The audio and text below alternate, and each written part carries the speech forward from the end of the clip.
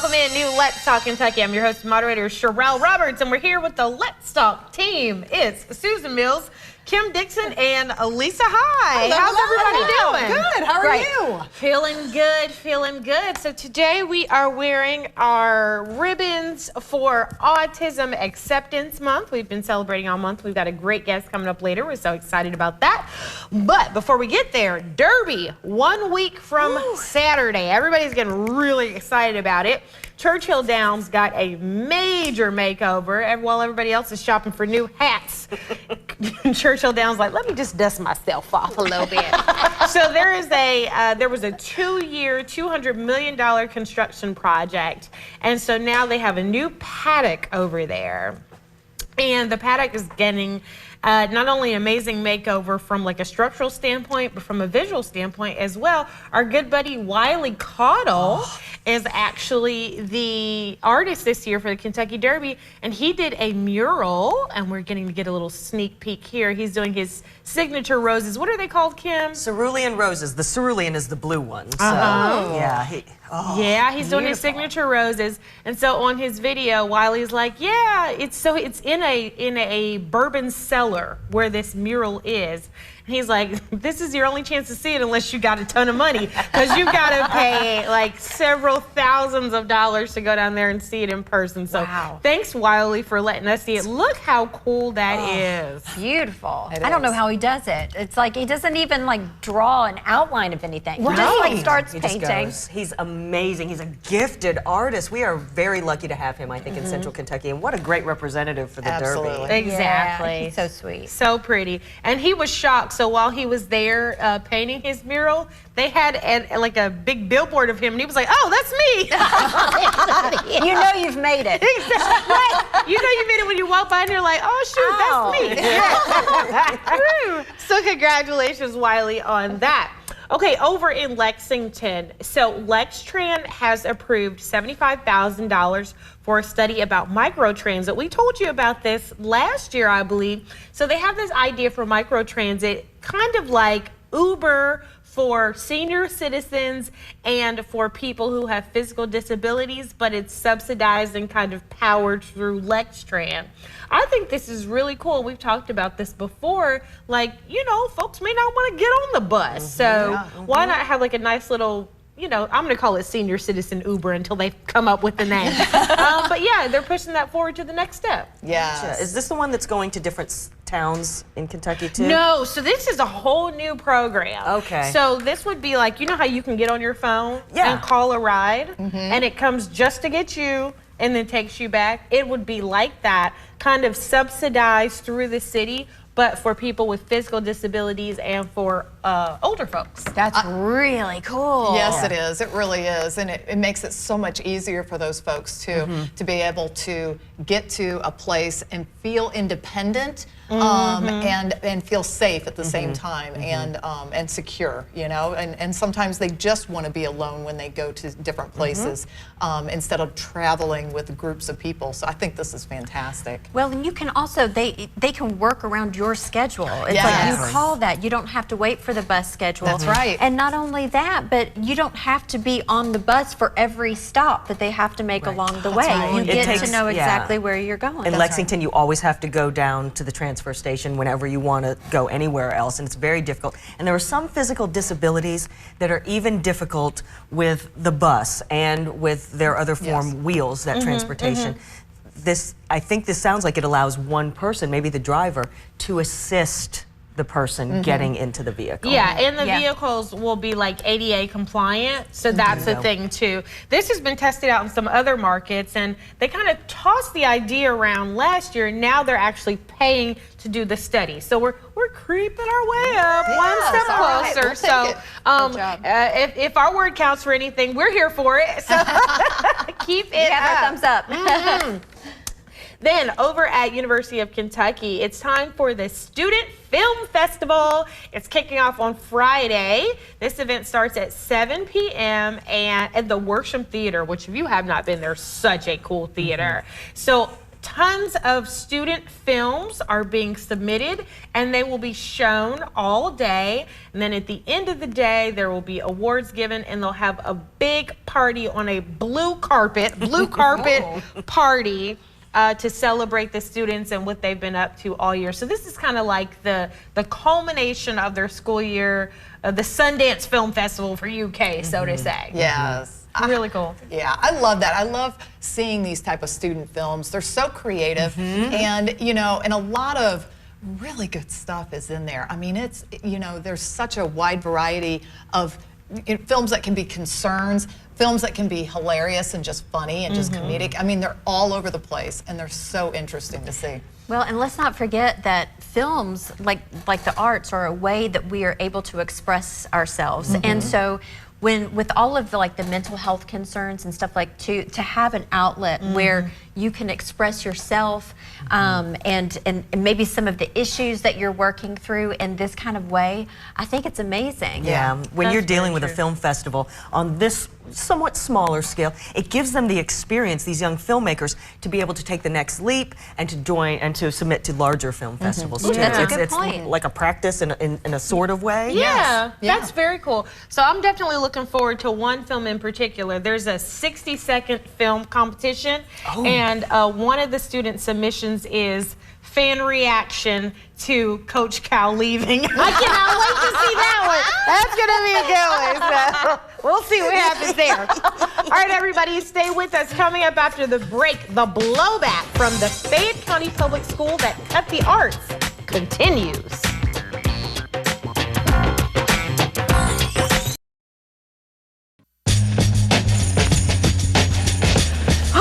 Everybody, welcome back to Let's Talk Kentucky. So glad to have you joining us. It is time for the countdown conversation. And as usual, we're in rare form. I don't know if you can call it rare form if we're always this weird, but anyway.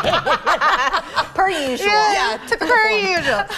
Okay, all right, let's get to it. So first up, EKU SNAP. So the university, Eastern Kentucky University, is now going to be accepting SNAP benefits on campus. They are the first campus in the state of Kentucky to do so. So young folks who are economically disadvantaged and food insecure will be able to take their SNAP benefits and use them on campus to get food. According to some statistics, 1 in 4, so that's 25% of college students face food insecurity. I remember being food insecure in college. Absolutely. And I remember they would be like, don't take food out of the dining hall. And you'd be like, well, then what am I going to eat later, right? Like having to smuggle your little chicken nuggets in a napkin. And I had the money to pay for that, right? So you had the little meal plan, you go in and you swipe. But if you weren't full then, you didn't eat later. So for students who can't even afford the meal plan, I think this is a great thing, having these SNAP benefits. Oh, I think so too. This is fantastic. I didn't even know this was not a thing already. I thought that this was already, available. So, to my surprise, when you talked about that with us today, I was like, wow, this is incredible, and it's about time. Yeah, it's about absolutely. time. I remember when I was in college, my whole life was about finding free food. Who's doing a special campus guest today? Where's this gonna happen? And I agree with you. I think this should have happened a long time ago, but congratulations to EKU for taking the lead on this, and I hope universities all over the state do this. Yes, agree. That's really cool. I feel like I had a meal plan my freshman year in college, but I didn't the rest of my years. And I feel like I would have been able to have a more well-rounded meal had I had this, because I don't remember eating very many vegetables or fruits. It was always like pasta. Pasta was super cheap. Ramen noodles kept them in business. It was like 10 cents a pack. I'm aging myself. But it's like, that's how I live. That's how, we got through that and cereal, Oh, God, yeah. Yeah. I love this. That's so funny that you would say cereal, because when this one guy was dating me and he wanted to impress me, he bought me a box of cereal like in college. And I was like, oh my gosh, thank you. It's like a diamond ring. Captain Crunch, my favorite. Like, it was such a thing. So yeah, shout out to EKU, as Kim said, hope that others get on the bandwagon. Okay. Earlier this week, we told you about the site-based decision-making council at Cassidy Elementary that cut the art program because of kind of some issues with staffing and funding that were tied. Well, the community is responding. Parents have a lot to say, and local restaurant Bourbon in Toulouse is getting into the discussion. So they posted on Facebook, it says, for 20 years, Bourbon in Toulouse has been a huge supporter of the arts all the way back to our first group of misfit employees who are almost all UK art majors. And it says, because of our strong beliefs, we're going to offer up our walls to Cassidy Elementary students to bring one piece of their amazing art, and we will display it in the restaurant through the end of the school year. We want to thank each artist for their submission with a free meal at the restaurant. So this is interesting. It's kind of like a small protest saying, you know, if the school is not making a space for you little artists, we'll make a space here. Yes. Very interesting. Yeah, and Bourbon and Toulouse is right there in the Chevy Chase area, right where Cassidy is. So they are they're supporting their little community right there. Yes. I do know that Cassidy is having a PTA meeting, an open PTA meeting tonight, right before their night for the arts, and so they're trying to kind of come up with an action plan to kind of offset some of the cuts that have been made. So I'm curious, I've been told, like, just please, you know, keep us updated on this. We definitely want to support the arts on that. Oh, man. Yeah. So did I hear you right? You're saying that they're having a PTA meeting about cutting the arts before their night of the arts. Lisa? I know. Wow. Wow. I mean, it just, you can't make this stuff up, honestly. You know, the thing is that there has to be other options, and they need to be talking about the other options other than cutting the program. There are a lot of people fired up about this, as we've seen on our social media as well.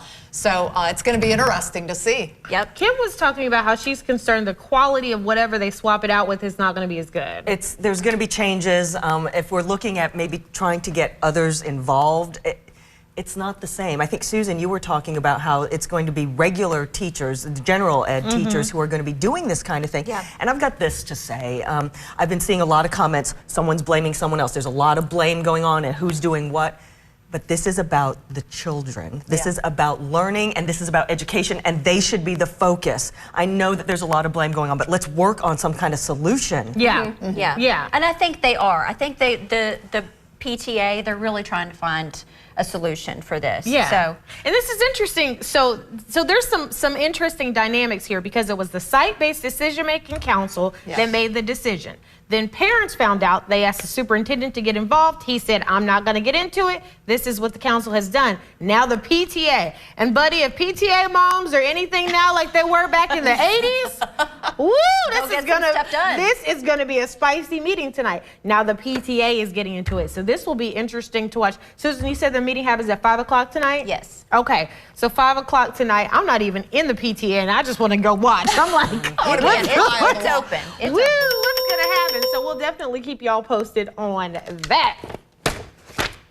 Okay, everybody, stay with us. Coming up after the break, we have a celebrity in the studio who's going to be showing off his Lego artwork as he raises awareness and spreads acceptance about autism.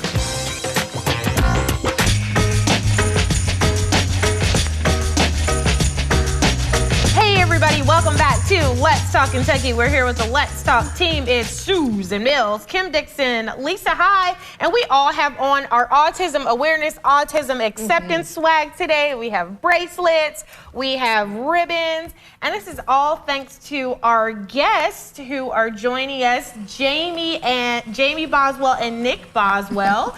They are here to tell us about Boswell Builds, which is an organization that Nick started to share his Lego creations and to raise awareness and acceptance about autism. Welcome, guys. We're so glad to have you. So, Nick, you are pretty famous on the internet for your Lego creations. Tell us, what is Boswell Builds? On my Instagram, where I show off my builds so I can go to the Lego company. Yeah. And Lego can reach out to me. So, I mean, you have done some amazing stuff. We have a video of you building an Eiffel Tower, which is humongous. like started from the bottom, now we here, like Drake says. That is like so amazing. How long did it take you to do that one? Less than a month, and it was not very fun because most of it was gray. Right. Yeah, that is color coded. That's incredible. Oh my God. That's whoa. And that because they did not add any different color seals and did not add any rust spots on it. Oh, so it wasn't very realistic there. Oh, that's very true. I think that's the largest Lego set that they have right now. But Nick, what's been your favorite one to build and why? Definitely the Titanic. Oh, yeah, Wow. the Titanic. How cool. And that was gigantic. You've got one in front of you too. Can you tell us about that one? Yeah. This is the Lego Lighthouse by Lego Ideas. Uh-huh. It came out around the same year as the Titanic did. How I found this one was from a picture online. I found it. Look at it, it's got the light going on. light going so cool. Oh, it's got interiors. Oh, I know, and there's a little cave in the bottom. Like I was just looking at it and I missed it. There's like a little cave in the bottom where you can go into the bottom of the lighthouse and all kinds of stuff. So That's incredible. Whoa! Hold on. Oh, you I want can to see that. inside. Oh, you can see inside of the house. There's a little furnace in there. Oh my gosh. That is is so really, neat. really That's cool. so intricate. Every angle. I got to look at it a little bit earlier. Every single angle, there's something fun to see. Oh, look. Oh my gosh, it's like a penthouse. Like there's all kinds of stuff going on in there. Very, very cool. This is amazing. Now, you went to BrickFest. What did you do there, and how did you raise awareness for autism? Well, I was part of the BrickFest because when I went to BuildFest, one of the guys said, you should try going to one of the shows. So I decided to take the offer, and apparently there's all these people asking me questions and about my Legos and stuff, about me, and it just really made me feel more open and Oh, that's really cool. You know, and then my Uncle Danny really helped. Oh, okay. And my that's mom's great. kids. Oh, it's a from school. Oh, From school. so Jamie, you're a teacher, and they've really helped to kind of get Nick's organization off the ground. Talk a little bit about that. I was just sitting in class one day and telling them that what Nick was going to be doing that weekend, and they said, well, do you have a logo? And I said, well, no. And they were asking me all kinds of questions like, well, what about posters? How are you going to, like, you know, when you get there, how are you going to show everybody really what he's about? And I said, well, I don't know, really hadn't thought about it. And several of the students got together and they designed what we now call our logo, and they designed posters for the background that had autism awareness on the sign, and it just brought in so many different opportunities when he was up there that he was able to meet different people from even other therapies. Like for Anchor ABA, he is building for them now, and they pay for it. They'll send him Legos to build for their. Yes, and they made business cards and T-shirts and all kinds of stuff. It was really a blessing to have them become so involved. Really That cool. is incredible. And I love how it opens him up, too, Pam. That is fantastic. Now, let me ask you this, Nick. What would you like people to know of what it's like to have autism and what it's about? It's about acceptance, and also that there's not letting people tell you that you have the disadvantage because you have an advantage and you have an ability. Because what I said, if you take the dis off disability, you get the word ability. Absolutely. This is just there to make people feel sad. Oh, yeah. And I mean, honest to goodness, I know I can't do Legos like that. You have an amazing ability. Last question, Nick. So, what is your dream job, and how do you hope your Lego builds can help you get there? Well, I really, really want to just help Legos get new set ideas from the other people. Designing, looking to design. That's Design cool. Lego.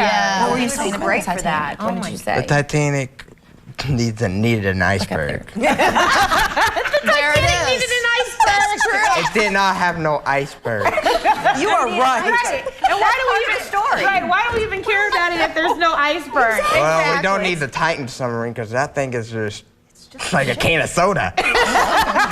Because basically, those billionaires were just not, that billionaire was not as smart. If Elon Musk built that submarine would have been the coolest thing ever. Yeah, right. Well, see, this is why they need Nick over at Lego. That's right. Nick and Jamie, thank you so much for being our guests at the table. Good luck with Boswell builds, and we hope that you have lots more success, Nick, with your builds. Thank you very much. All right, everybody, stay with us. Coming up after the break, we have some video you won't believe. What would you do if somebody said, hey, we got an alligator out here. Can you do something about it? Well, this guy did. All right, it's time for What in the World is Trending. This is definitely a What in the World. So just imagine you're hanging out with your family at a hockey game, and the police give you a call, and they're like, hey, we need you. We need you to get out here right now. Take a look. There was an alligator out in the street, and they called this guy. The guy goes by the name of Blue Collar Brawler, and they called him up. The police called him up to get this alligator that was just hanging out in the middle of the street. This guy shows up, no shoes, no tools, no nothing. Just picks the alligator up and gets him out of the street. And evidently, he's famous for this. This is his second high-profile alligator wrangling. He got one out of a school one time. Out of school? It's great. That man is an unsung hero. I just love that he had on no shoes. He's I just know. like, I got time. I'll go out there And he do just it. runs up and just jumps right on its back. That's the last thing I would do. Well, everybody, actually, we thought you would. Okay, everybody, thanks so much for joining us. We'll see you tomorrow.